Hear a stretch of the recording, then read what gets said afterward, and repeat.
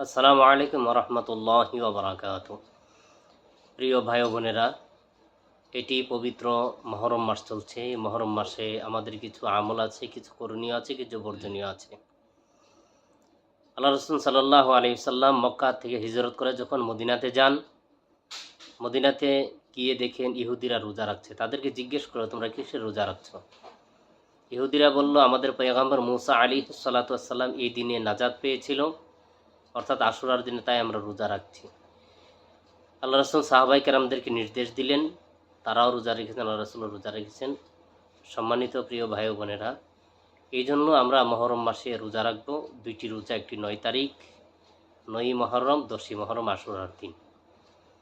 রাখলে লাভ কি? আল্লাহ রাসূল সাল্লাল্লাহু আলাইহি সাল্লাম বলেন, ওয়াকালান নবী সাল্লাল্লাহু আলাইহি সাল্লাম, আফদালুস সিয়ামি বা'দা রমাদান শাহরুল্লাহিল মুহররম।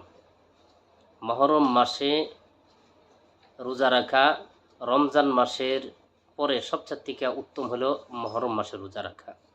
আরেকটি হাদিসের মধ্যে আল্লাহ রাসূল বলেন, কোনো মানুষ যদি এই মহরম মাসে 2টি রোজা রাখে, আল্লাহ তাআলা তাকে 1টি বৎসর কাফারা আদায় করার সওয়াব দান করবে।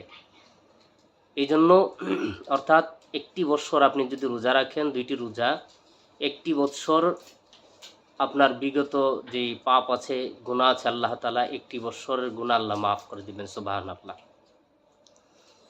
এইগুলি হলো আমাদের করণীয়।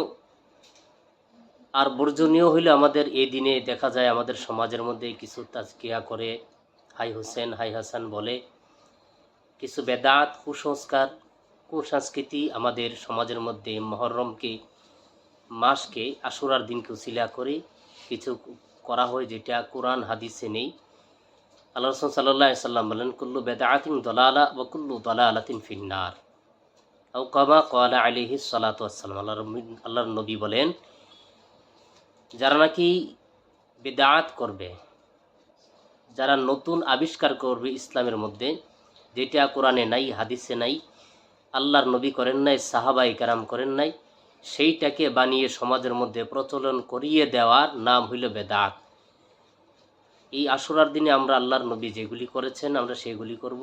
আল্লাহ তাআলা আমাদের সকলকে এই আশুরার দিনে তাজকিয়া, এগুলি পালন থেকে বিরত রাখুক, বেদাত থেকে বিরত রাখুক, আর রোজাগুলি রাখার মতো তৌফিক দান করুন।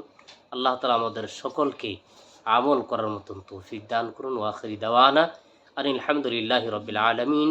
আসসালামু আলাইকুম ওয়া রাহমাতুল্লাহি ওয়া বারাকাতুহু।